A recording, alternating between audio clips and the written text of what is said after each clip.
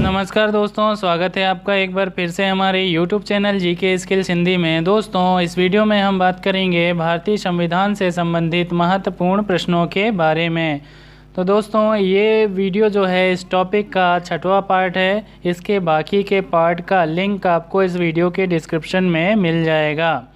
जैसा कि दोस्तों मैंने आपसे हर एक वीडियो में कहा है कि ये टॉपिक जो है आपके एग्ज़ाम के लिए बहुत ही ज़्यादा हेल्पफुल हो सकता है। तो दोस्तों, वीडियो को बिना स्किप किए लास्ट तक ज़रूर देखें।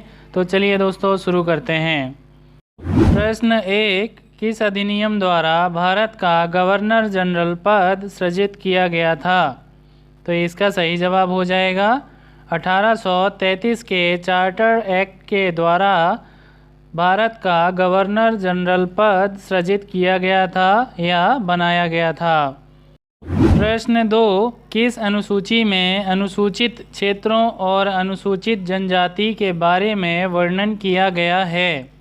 तो इसका सही जवाब हो जाएगा 5वीं अनुसूची में। याद रखिएगा, 5वीं अनुसूची में जो है अनुसूचित क्षेत्रों और अनुसूचित जनजातियों के बारे में वर्णन किया गया है। प्रश्न 3, दल बदल विधेयक से संबंधित प्रावधानों का उल्लेख किस अनुसूची के अंतर्गत आता है? तो इसका सही जवाब हो जाएगा 10वीं अनुसूची के अंतर्गत। याद रखिएगा, दल बदल विधेयक से संबंधित प्रावधानों का उल्लेख जो है 10वीं सूची के अंतर्गत आता है। प्रश्न 4, 14 वर्ष से कम आयु के बच्चे कारखाने में काम नहीं कर सकते किस अनुच्छेद के द्वारा कहा गया है?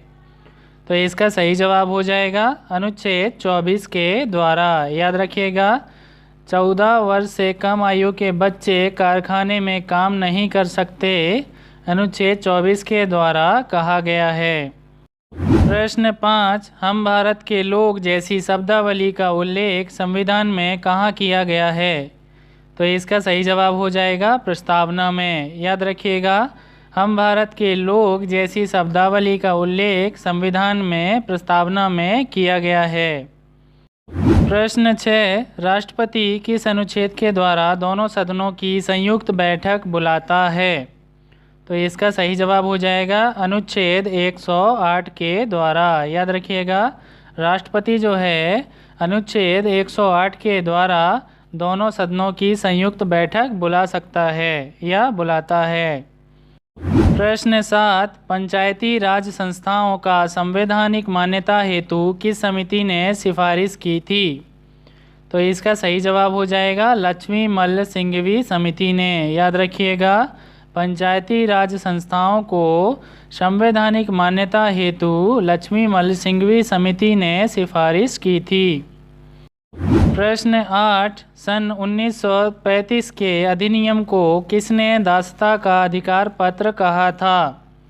तो इसका सही जवाब हो जाएगा पंडित जवाहरलाल नेहरू ने। याद रखिएगा, सन 1935 के अधिनियम को दासता का अधिकार पत्र पंडित जवाहरलाल नेहरू ने कहा था।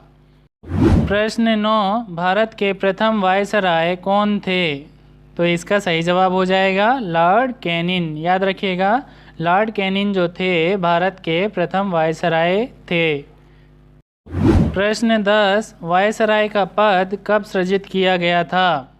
तो इसका सही जवाब हो जाएगा सन 1858 के भारत शासन अधिनियम के द्वारा जो है वायसराय का पद सृजित किया गया था या बनाया गया था। प्रश्न 10, न्यायिक समीक्षा की अवधारणा कहाँ से ली गई है? तो इसका सही जवाब हो जाएगा अमेरिका से। याद रखिएगा, न्यायिक समीक्षा की अवधारणा जो है हमारे संविधान में अमेरिका से ली गई है। प्रश्न 12, बंगाल के पहले गवर्नर कौन थे? तो इसका सही जवाब हो जाएगा वॉरेन हेस्टिंग्स। याद रखिएगा दोस्तों, बंगाल के पहले गवर्नर जो थे वॉरेन हेस्टिंग्स थे। प्रश्न 13, सर्वोच्च न्यायालय के प्रथम मुख्य न्यायाधीश कौन थे? तो इसका सही जवाब हो जाएगा हीरा लाल जे कानिया। याद रखिएगा, हीरा लाल जे कानिया जो थे वे सर्वोच्च न्यायालय के प्रथम मुख्य न्यायाधीश थे। प्रश्न 14, भारतीय संविधान का सबसे बड़ा स्रोत क्या है? तो इसका सही जवाब हो जाएगा 1935 का भारत शासन अधिनियम जो है भारतीय संविधान का सबसे बड़ा स्रोत माना जाता है। प्रश्न 15, संविधान सभा के संवैधानिक सलाहकार कौन थे? तो इसका सही जवाब हो जाएगा सर B.N. राव। याद रखिएगा, संविधान सभा के संवैधानिक सलाहकार सर B.N. राव थे। प्रश्न 16, विधि दिवस कब मनाया जाता है? तो इसका सही जवाब हो जाएगा 26 नवंबर को। याद रखिएगा, प्रत्येक वर्ष में 26 नवंबर के दिन जो है विधि दिवस के रूप में मनाया जाता है। प्रश्न 17, मंत्रिमंडल शब्द का उल्लेख किस अनुच्छेद में है? तो इसका सही जवाब हो जाएगा अनुच्छेद 352 में। याद रखिएगा, मंत्रिमंडल शब्द का उल्लेख जो है अनुच्छेद 352 में देखने को मिलता है। प्रश्न 18, प्रथम बार राष्ट्रीय ध्वज कब फहराया गया था? तो इसका सही जवाब हो जाएगा 26 जनवरी 1930 को। याद रखिएगा, भारत में पहली बार राष्ट्रीय ध्वज जो है 26 जनवरी 1930 को फहराया गया था। प्रश्न 19, शिक्षण संस्थानों में धार्मिक शिक्षा का प्रतिबंध किस अनुच्छेद के तहत लगाया गया है?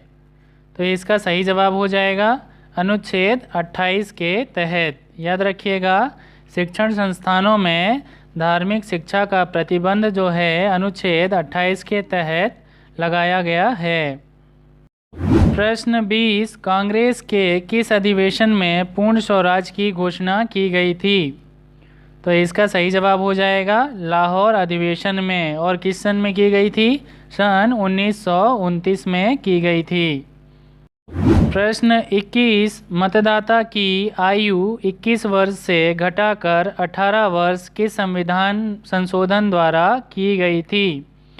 तो इसका सही जवाब हो जाएगा 61वें संविधान संशोधन के द्वारा। और किस सन में की गई थी? सन 1989 में, यानी 1989 में की गई थी।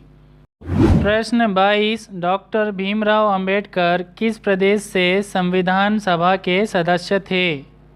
तो इसका सही जवाब हो जाएगा मुंबई से। याद रखिएगा, डॉक्टर भीमराव अंबेडकर जो थे मुंबई से संविधान सभा के सदस्य चुने गए थे। प्रश्न 23, राष्ट्रीय ध्वज की डिजाइन किसने तैयार की थी? तो इसका सही जवाब हो जाएगा पिंगली वेंकैया ने। याद रखिएगा, इंपॉर्टेंट प्रश्न है दोस्तों, राष्ट्रीय ध्वज की डिजाइन जो है पिंगली वेंकैया ने तैयार की थी। प्रश्न 24, आधुनिक भारत का मनु किसे कहा जाता है? तो इसका सही जवाब हो जाएगा डॉक्टर भीमराव अंबेडकर को। याद रखिएगा, डॉक्टर भीमराव अंबेडकर को जो है आधुनिक भारत का मनु कहा जाता है। प्रश्न 25, दोनों सदनों की संयुक्त बैठक कौन बुला सकता है? तो इसका सही जवाब हो जाएगा राष्ट्रपति, यानी प्रेसिडेंट जो है दोनों सदनों की संयुक्त बैठक बुला सकता है।